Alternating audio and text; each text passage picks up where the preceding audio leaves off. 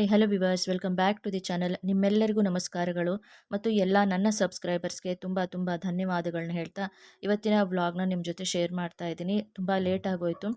ಅದಲ್ದಲೆ ಯಾರೆಲ್ಲ ಇನ್ನೂವರೆಗೂ ನನ್ನ ಚಾನಲ್ನ ಸಬ್ಸ್ಕ್ರೈಬ್ ಮಾಡಿಲ್ಲ ದಯವಿಟ್ಟು ಪ್ಲೀಸ್ ಚಾನಲ್ನ ಸಬ್ಸ್ಕ್ರೈಬ್ ಮಾಡಿ, ಹಾಗೆಯೇ ವ್ಲಾಗ್ ವಾಚ್ ಮಾಡಿ ಮತ್ತು ರೆಸಿಪಿಗಳು, ಆಮೇಲೆ ನನ್ನ ವೆಯ್ಟ್ ಲಾಸ್ ಒಂದು ಫ್ಯಾಟ್ ಲಾಸ್ ಜರ್ನಿ ಕೂಡ ನಾನು ನಿಮ್ಮ ಜೊತೆ ಶೇರ್ ಮಾಡ್ತಾ ಇರೋದಕ್ಕೆ ನನಗೆ ತುಂಬ ಖುಷಿ ಇದೆ. ನೀವು ಈ ಥರ ಇದನ್ನು ಫಾಲೋ ಮಾಡ್ಬೋದು. ಏಜ್ 40 ಇರಲಿ 50 ಇರಲಿ ಅದೆಲ್ಲ ಒಂದು ವಿಷಯ ಆಗಲ್ಲ ಅಂತ ಹೇಳ್ತೀನಿ. ಅದಕ್ಕೆ ನಾವು ವರಿ ಮಾಡ್ಕೊಳ್ಬಾರ್ದು. ಎಷ್ಟೇ ಏಜ್ ಆದರೂ ಏಜ್ ಈಸ್ ಓನ್ಲಿ ನಂಬರ್ ಅಂತ ಹೇಳ್ಬೋದು.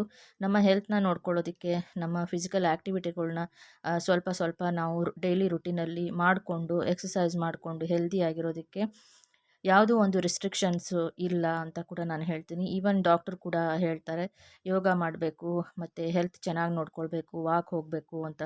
ಮತ್ತು ಏಜ್ ಆಗಿರೋರಿಗೆಲ್ಲ ಲಾಫಿಂಗ್ ಕ್ಲಬ್ ಇದೆ, ಏಜ್ ಆಗಿರೋರು ಕೂಡ ಪಾರ್ಕಲ್ಲಿ ವಾಕ್ ಮಾಡ್ತಾರೆ.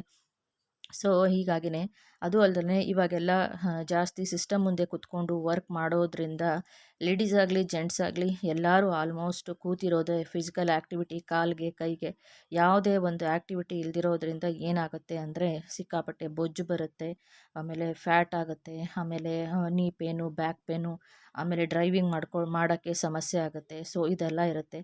ಒಂದು ಸ್ಟ್ರೆಂತ್ ಇರಬೇಕು, ಒಂದು ಸ್ಟ್ಯಾಮಿನಾ ಇರಬೇಕು ಅಂತ ಅಂದಾಗ ಆಮೇಲೆ ಇನ್ನೊಂದು ವೇಟ್ ಕೂಡ ನಮ್ಮದು ಲಾಸ್ ಆಗಿ ಒಳ್ಳೆ ಹೆಲ್ದಿ ಫಿಟ್ ಆಗಿರೋ ಬಾಡಿ ಇರಬೇಕು ಅಂದರೆ ನಾವು ಒಂದು ಯೋಗಾಸನನೂ ಡೈಲಿ ರುಟೀನಲ್ಲಿ, ಒಂದು ಒಳ್ಳೆ ಹೆಲ್ದಿಯಾಗಿರೋ ಫುಡ್ಡು, ಅದ್ರ ಜೊತೆಗೆ ಸ್ವಲ್ಪ ಮೆಡಿಟೇಷನ್ನು ಇಲ್ಲ ಜಿಮ್ಮು ಇದೆಲ್ಲನೂ ಮಾಡೋದ್ರಿಂದ ನಮ್ಮ ಆರೋಗ್ಯ ಕೂಡ ಚೆನ್ನಾಗಿರುತ್ತೆ.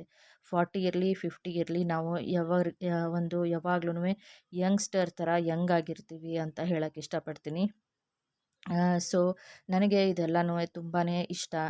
ನಾನು ಲಾಸ್ಟ್ ಟೈಮು ನಿಮ್ಮ ಜೊತೆ ಹೇಳ್ತಾ ಇದ್ದೆ, ಯಾವಾಗಲೂ ಒಂದೇ ಥರ ಲೈಫ್ ಇದ್ದರೆ ತುಂಬ ಬೋರ್ ಆಗುತ್ತೆ. ಅದೇ ಕುಕ್ಕಿಂಗು, ಅದೇ ಕಿಚನ್ನು, ಅದೇ ಒಂದು ಬಟ್ಟೆಗಳು ಕ್ಲೀನ್ ಮಾಡೋದು, ಅದೇ ಒಂದು ವಾಶ್ರೂಮ್ ಕ್ಲೀನ್ ಮಾಡೋದು, ಇದೇ ಸಿಂಕ್ ಪಾತ್ರೆಗಳು ಕ್ಲೀನ್ ಮಾಡೋದು, ಇದೇ ಇದ್ದರೆ ಮನುಷ್ಯನಿಗೆ ಎಂಥವ್ರಿಗೂ ಬೋರ್ ಆಗುತ್ತೆ. ಇಲ್ಲಾಂದರೆ ಅದೇ ಸಿಸ್ಟಮ್ 9 to 5 ವರ್ಕು, ಆ ಸಿಸ್ಟಮ್ಮು ನೋಡೋದು. ಆಫೀಸಲ್ಲಿದ್ದರೆ ಮನೆಗೆ ಬಂದರೆ ಪಾತ್ರೆಗಳು ಕಿಚನ್ನು ನೋಡೋದು, ಇದೇ ಆಗಿಬಿಟ್ರೆ ಮನುಷ್ಯನಿಗೆ ಬೋರಿಂಗ್ ಆಗುತ್ತೆ. ಏನಾದರೂ ಒಂದು ನಮಗೆ ಖುಷಿ ಕೊಡೋ ಥರದ್ದು ಇರಬೇಕು ಅಂತಂದರೆ ತುಂಬ ಜನಕ್ಕೆ ಒಂದು ಹೇಳ್ತೀನಲ್ವ ಯೋಗಾಸನ, ಎಕ್ಸಸೈಸು ಇದೆಲ್ಲ ಇಷ್ಟ ಇರುತ್ತೆ.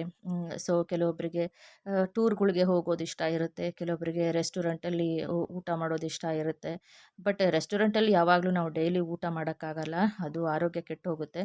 ನನಗೆ ಟ್ರಾವೆಲ್ ಮಾಡೋದಕ್ಕೆ ತುಂಬಾ ಅಂದರೆ ತುಂಬ ಇಷ್ಟ. ಸೊ ಅದ್ರ ಜೊತೆಗೆ ಗಿಡಗಳ್ನ ಬೆಳೆಸೋದಕ್ಕೆ, ತುಂಬ ಗಿಡಗಳು ಅಂದರೆ ನನಗೆ ಪಂಚ ಪ್ರಾಣ. ಅದರಲ್ಲಿ ಪ್ರಾಣಿ ಪಕ್ಷಿಗಳ್ನ ಬೆಳೆಸೋದಕ್ಕೆ ನನಗೆ ತುಂಬ ಅಂದರೆ ತುಂಬ ಇಷ್ಟ. ಒಳ್ಳೊಳ್ಳೆ ಪಪ್ಪೀಸು, ಡಾಗಿಗಳ್ನ ತೊಗೊಂಬಂದು ಸಾಕಬೇಕು ಅಂದರೆ ನನಗೆ ತುಂಬಾ ಇಷ್ಟ ನೋಡ್ಕೊಳ್ಳೋದಕ್ಕೆ. ಆಮೇಲೆ ಇದು ಫಿಶ್ಗಳು ಅಕ್ವೇರಿಯಮ್ನ ಮನೆಯಲ್ಲಿಡೋದಕ್ಕೆ ಇದೆಲ್ಲ ಹಾಬೀಸ್ ಅಂತಲೇ ಹೇಳ್ತೀನಿ. ಇದೆಲ್ಲನೂ ನನಗೆ ತುಂಬ ಇಷ್ಟ. ಜೊತೆಗೆ ಒಳ್ಳೊಳ್ಳೆ ರುಚಿಯಾಗಿ ಅಡುಗೆ ಮಾಡಿ ಸರ್ಪ್ರೈಸ್ ಕೊಡೋದು ಅದೆಲ್ಲ ನನಗೆ ತುಂಬ ಇಷ್ಟ ಆಗುತ್ತೆ ಅಂತ ಹೇಳ್ತೀನಿ. ಇದೆಲ್ಲ ನನ್ನ ಹಾಬೀಸ್ ಇರುತ್ತೆ ಅಂತ ಹೇಳ್ತೀನಿ. ನಮ್ಮ ಮನೆಯದು ಇದು ರೆಂಟ್ ಹೌಸ್ ಇದ್ರೂ ನಾನು ಆದಷ್ಟು ಕೆಲವೊಂದು ರಿಸ್ಟ್ರಿಕ್ಷನ್ಸ್ ಇರುತ್ತೆ. ರೆಂಟ್ ಹೌಸಲ್ಲಿ ಜಾಸ್ತಿ ಪಾಟುಗಳು ಇಡಬಾರ್ದು ಅಂತ. ಅದನ್ನು ಒಂದು ವಾಸ್ತು ಪ್ಲ್ಯಾಂಟ್ಗಳ್ನ ಕೆಲವೊಂದು ನಾನು ಇಟ್ಟಿದ್ದೀನಿ ಒಳ್ಳೆಯದು ಅನ್ನೋದಕ್ಕೋಸ್ಕರ. ನಮ್ಮ ಓನರು ಪರ್ಮಿಷನ್ ಕೊಟ್ಟಿರ್ತಾರೆ. ಅದರ ಜೊತೆಗೆ ಜಾಸ್ತಿ ಪಾಟ್ಗಳಿರೋದನ್ನ ಟೆರೆಸ್ ಮೇಲೆ ಕೂಡ ಇಡ್ತೀವಿ. ಯಾಕೆಂದರೆ ಎಲ್ಲ ಹಚ್ಚ ಹಸಿರು ಇರಬೇಕು, ನಮಗೆ ಆಕ್ಸಿಜನ್ ಪ್ರತಿ ಮನೆ ಮುಂದೆ ಒಂದು ಗ್ರೀನ್ ಪ್ಲ್ಯಾಂಟ್ ಆದರೂ ಇರಬೇಕು, ಒಳ್ಳೆಯದು. ಅದು ಮಕ್ಕಳ ಥರನೇ, ದೇವ್ರ ಥರನೇ ಅನ್ನೋದಕ್ಕೋಸ್ಕರನೇ. ಅದಕ್ಕೆ ಹಿಂದಿನ ಕಾಲದಲ್ಲಿ ತುಳಸಿ ಗಿಡನ ಮನೆ ಮುಂದೆ ಇಡಬೇಕು, ಪೂಜೆ ಮಾಡಬೇಕು, ತೆಂಗಿನ ಮರ ಮನೆ ಮುಂದೆ ಇರಬೇಕು ಅಂತ ಒಂದು ಹಿರಿಯರು ಮಾಡ್ಕೊಂಡು ಬಂದಿರೋ ಆಚಾರ ವಿಚಾರ ಸಂಪ್ರದಾಯ. ಬಾಳೆಕಂದು, ತೆಂಗಿನ ಮರ ಮತ್ತು ಕಬ್ಬು ಇದೆಲ್ಲ ಮನೆ ಮುಂದಿದ್ದರೆ ಮಹಾಲಕ್ಷ್ಮಿನೇ ಬಂದು ಕೂತ್ಕೊಂಡಂಗೆ ಅನ್ನೋದು ದೊಡ್ಡವರು ಹಿರಿಯರು ಈ ಥರ ಹೇಳ್ತಾರೆ ಅಂತ ಹೇಳ್ತೀನಿ.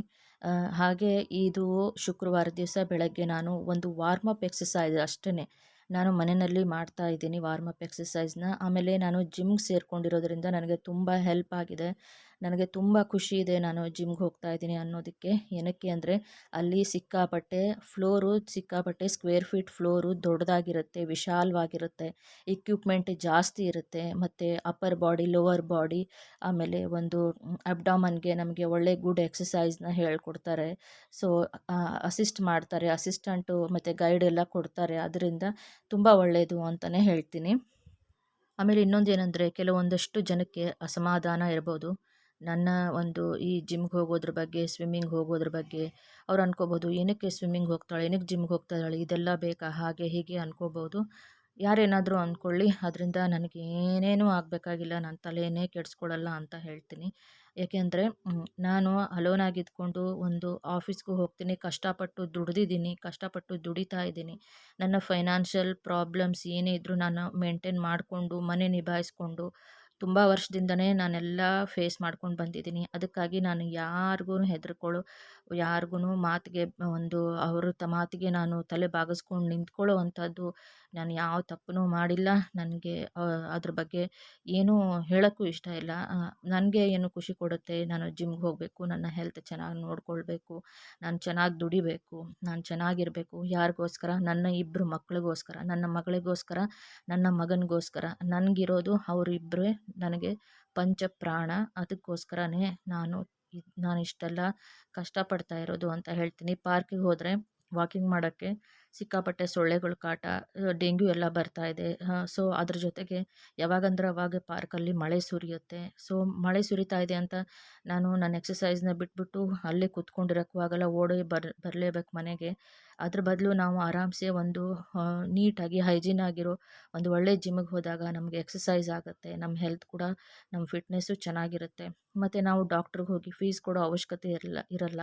ಆಮೇಲೆ ಖಾಲಿ ಇರೋ ಒಂದು ಮನೆ ಮನೆ ಮನಸ್ಸು ಎರಡೂ ಒಂಥರ ಬೂತ್ ಬಂಗ್ಲೆ ಥರ ಅಂತಲೇ ಹೇಳ್ತೀನಿ. ಖಾಲಿ ಇರೋ ಒಂದು ಮನೆ, ಪಾಳು ಬಿದ್ದಿರೋ ಮನೆ ಮತ್ತು ಪಾಳು ಬಿದ್ದಿರೋ ಒಂದು ಮನಸ್ಸು ಬೂತ್ ಬಂಗ್ಲೆ ಥರನೇ ಇರುತ್ತೆ ಅಂತ ಹೇಳ್ತೀನಿ. ಅದಕ್ಕೆ ನಮ್ಮನ್ನು ನಾವು ಬ್ಯುಸಿ ಇಟ್ಕೊಂಡು ಖುಷಿಯಾಗಿರಬೇಕು ಅನ್ನೋದು ನನ್ನ ಒಂದು ಪಾಲಿಸಿ ಪ್ರಿನ್ಸಿಪಲ್ ಅಂತ ಹೇಳ್ತೀನಿ.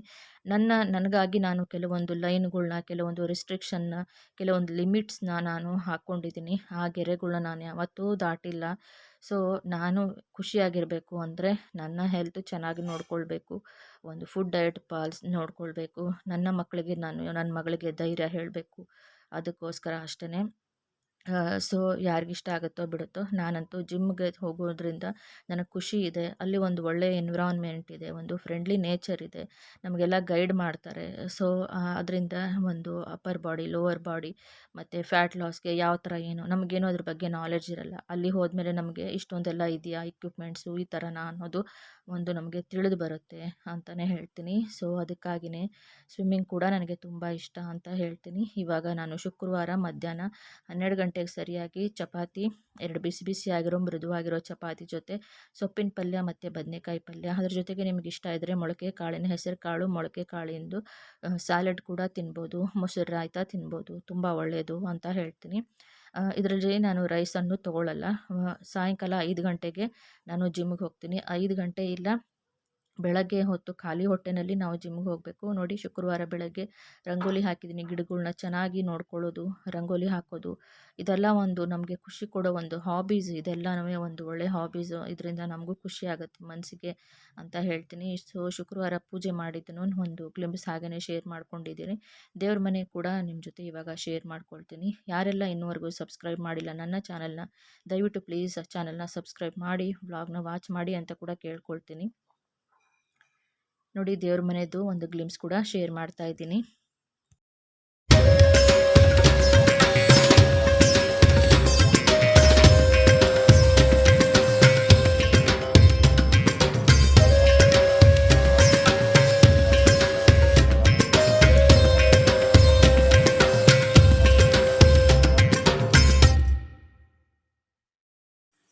ಅದ್ರ ಜೊತೆಗೆ ಏನಂದರೆ, ನಾವು ಡೈಲಿ ಬೆಳಗ್ಗೆ ಡ್ರೈ ಫ್ರೂಟ್ಸ್ ಸ್ಮೂದಿ ಮಾಡಿಕೊಂಡು, ನೆನೆಸಿರೋ ಡ್ರೈ ಫ್ರೂಟ್ಸ್ ಸ್ಮೂದಿ ಮಾಡ್ಕೊಂಡು ಕುಡಿಯೋದ್ರಿಂದ ಹಾರ್ಟು ಮತ್ತು ಬ್ರೈನ್ಗೆ ತುಂಬ ಹೆಲ್ದಿಯಾಗಿರುತ್ತೆ. ಇದು ಬಾರ್ನ್ವಿಲ್ಲೆ ಡಾರ್ಕ್ ಚಾಕ್ಲೇಟ್, 70% ಡಾರ್ಕ್, ನನ್ನ ಮಗಳ ಫೇವ್ರೆಟ್ಟು. ನಾನು ಅವಳಿಗೆ ಬೈತಾ ಇದ್ದೆ, ಎಷ್ಟು ತಿಂತೀಯ ಚಾಕ್ಲೇಟ್ ಅಂತ. ಅವಳಿಗೆ ತುಂಬ ಖುಷಿ ಆಗೋದು ಇದನ್ನು ತಂದುಕೊಟ್ರೆ. ಅಷ್ಟು ಅವಳು ಸ್ಮೈಲ್ ನೋಡೋಕ್ಕೆ ಒಂದು ಚಂದ, ಅವಳ ಕಣ್ಣಲ್ಲಿ, ಅವಳ ಒಂದು ಮುಖದಲ್ಲಿ ಆ ಸ್ಮೈಲ್ ನೋಡೋಕ್ಕೆ ಚಂದ. ಬಾರ್ನ್ವಿಲ್ಲೆ ಡಾರ್ಕ್ ಚಾಕ್ಲೇಟ್ ತಂದುಕೊಟ್ರೆ ಇವಾಗ ನಾನು ತಿಂತಾ ಇದ್ದೀನಿ. ನಾನೇನಕ್ಕೆ ಇದನ್ನು ತಿನ್ನಬೇಕು ಅಂದರೆ ಒಂದೇ ಸಾರಿ ಫುಲ್ ಖಾಲಿ ಮಾಡಲ್ಲ. ಇದು ನಮ್ಮ ಬ್ರೈನ್ ಹೆಲ್ತ್ಗೆ ತುಂಬ ಒಳ್ಳೆಯದು ಅಂತ ನಾನು ಇವಾಗ ತಿಳ್ಕೊಂಡಿದ್ದೀನಿ. ಡಾರ್ಕ್ ಚಾಕ್ಲೇಟು ನಮ್ಮ ಬ್ರೈನ್ ಹೆಲ್ತ್ಗೆ ತುಂಬ ಒಳ್ಳೆಯದು. ಮತ್ತು ಏನು ಒಂದು ಡಯಟ್ ಫುಡ್ ಕೂಡ ಅಂತಲೇ ಹೇಳ್ಬೋದು. ಡೈಲಿ ಒಂದು ಪೀಸ್, ಒಂದು ಸ್ಕ್ವೇರ್ ಇದೆ ನೋಡು, ಸಣ್ಣ ಸ್ಕ್ವೇರ್ ಇರುತ್ತಲ್ಲ, ಇದನ್ನು ಒಂದು ಪೀಸ್ ತಿನ್ನೋದ್ರಿಂದನೂ ತುಂಬ ಒಳ್ಳೆಯದು ಅಂತ ಹೇಳ್ತೀನಿ. ನಾನು ಇದನ್ನು ನನ್ನ ಒಂದು ಫುಡ್ ಡಯಟಲ್ಲಿ ಕೂಡ ಇದನ್ನು ಆ್ಯಡ್ ಮಾಡ್ಕೊಂಡಿದ್ದೀನಿ. ಇದರಲ್ಲಿ ಎಷ್ಟು ಸ್ಕ್ವೇರ್ಸ್ ಇರುತ್ತೋ ಸಣ್ಣ ಸಣ್ಣದು ಗೊತ್ತಿಲ್ಲ. ಡೈಲಿ ಒಂದೊಂದು ಸಣ್ಣ ಸ್ಕ್ವೇರ್ ತಿಂದ್ರೂ ನಮ್ಮ ಬ್ರೈನ್ ಹೆಲ್ತ್ ತುಂಬ ಚೆನ್ನಾಗಿರುತ್ತೆ. ಡಾರ್ಕ್ ಚಾಕೊಲೇಟ್ ಇದೆ ಇದು ಅಂತ ಕೂಡ ಹೇಳ್ತಾ ಇವತ್ತಿನ ಬ್ಲಾಗ್ ಮುಗಿಸ್ತಾ ಇದ್ದೀನಿ. ಧನ್ಯವಾದಗಳು.